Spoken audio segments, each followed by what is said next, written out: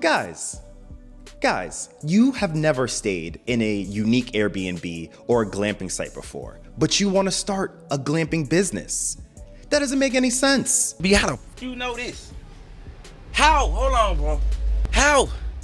How do I know that you've never done that before? Well, if you go to my YouTube page, go to the community tab, I ask my subscribers a ton of different questions while we all kind of learn these types of businesses together. It's a great resource and it's free. What it showed me though is that almost 70% of you guys have never stayed in a dome, tent, yurt, glamp site, anything. Don't worry, I'm not here to shame you, I'm here to help you. I called up my buddy Steve. He runs the Sunbarn in upstate New York. He's gonna give us a tour of his space. He's also gonna tell us how the amenities are broken down. Lastly, and most importantly, at the end of the video, he's gonna tell us how much it costed him to build this and how much money he's making from it. And at the end of the video, Steve gave us a bonus, and it's a pro tip. I really want you guys to check that out because it can honestly help you start your businesses ASAP. Okay? This is real life advice that you can actually use. No fluff over here on Keep It Tiny.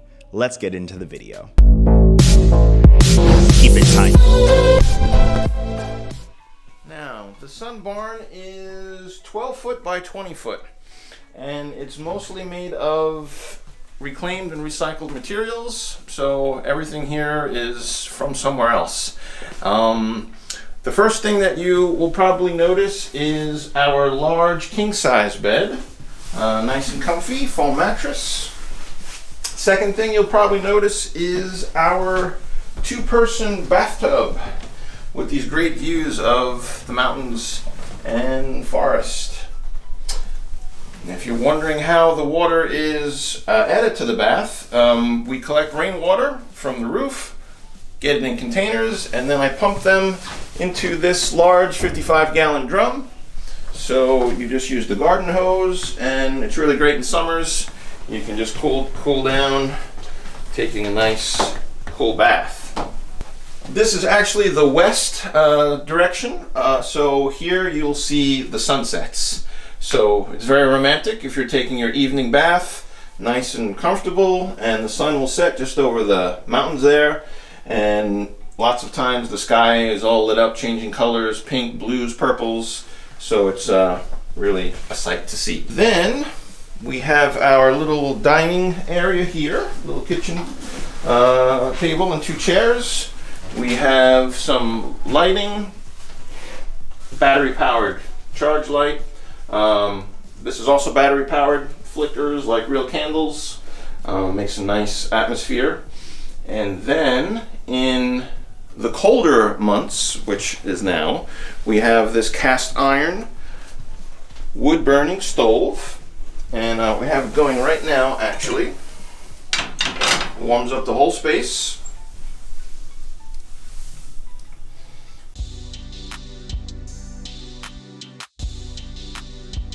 The Sunbarn originally was not meant to be a glamping cabin. It was originally designed to be a greenhouse. About 4 years ago, my wife and I, we decided we were going to do organic farming, and we dug out this section of dirt as our garden. And it went really well the first year, and in the second year I thought, well, if we had a greenhouse, we could grow stuff a lot earlier in the season, go later in the season, make more money. So I started building this building to be a greenhouse. And I did it on the cheap because everything, almost everything in here was either recycled wood, reclaimed wood, things that were donated to me. For example, all of the tin for the roof came off of someone's garage when they replaced it. The main windows here that face the mountains were all replacement windows from my neighbor when she had her new windows put in. And a lot of the beams were just found, or I bought very cheap from someone who was getting rid of them. So it didn't cost a lot to build this building, but also it didn't take, it took a long time. Originally, I thought I was going to be done in the first year. It ended up taking me 3 years. But again, I was working by myself, and I was just doing it in my spare time or when I actually could get some of the materials. So by year 3, it was finished. And then we spent a little bit of money, like on the floor. The vinyl was new. The bed is new, of course. The tub we found out on the side of the road at someone's house with a sign that said $40. So I thought I couldn't go wrong. Picked up the tub and plywood under the floor. I used to work in a warehouse, and with those pallets, if you ever saw the pallets, sometimes the pallets have a half piece of plywood on top of it. And I worked there for almost a year, and every day I was collecting these pieces of wood. So the whole floor was done with reclaimed pallet floor pieces. And some of these beams are live. Some of them are from like a local Home Depot store. And furniture, again, Facebook Marketplace was always a place that I found to get stuff quite cheap and nice. This is kind of an antique-y table. So in terms of water, we don't have any indoor plumbing or anything. We provide our guests with a 2-gallon tap here. This is really nice and convenient. It's good for washing your hands, brushing your teeth, doing any dishes that you may have. And then we usually supply an extra gallon, like 1 gallon for every night that a guest is staying. We do have a little farm wagon out front with an extension cord, so people can also make hot water instantly for their tea or their coffee. And again, with there being no plumbing, the water from the tap is just going into a little bucket. So once the bucket is full, we just splash it out in the grass and start over.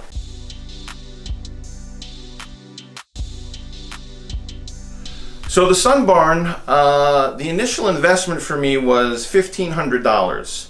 And that's because I used to know a guy who was kind of a nomad, and he had this little kind of trailer that he made out of his own recycled materials.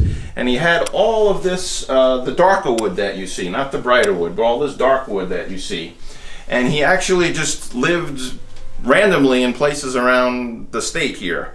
And then he got a little older and he decided he was too old to do that. So he came to me and said, Steve, I will sell you all of this wood, all of this tin, and the trailer. No, I'm sorry, it was $500. I don't know where I got $1,500, for $500. So a lot of what you see, the foundation, the walls, everything as far as going up, the initial was $500. And then to finish it off with, you know, the newer things I had to add, like the stove and the bed and whatnot, I think all in I was in for about $6,000. So from the beginning to the end of the project, it cost roughly $6,000 to make. And when we rent it out, the rent for during the week is around $130, $140 per night. And on weekends, it's just under $200. So around $200 if you want to add the cleaning fees and whatnot. And it's been a very positive experience. Initially, I thought this building was going to be our greenhouse, but I don't really have a green thumb, so when that didn't work out, we decided we were going to turn it into a glamping cabin, and it's been doing phenomenal. So I'm really excited about that, and this is our second year. We just finished our second season, and it went so well, we ended up building 2 additional buildings, and for me, the sky is the limit. I will keep adding glamping buildings until I run out of land.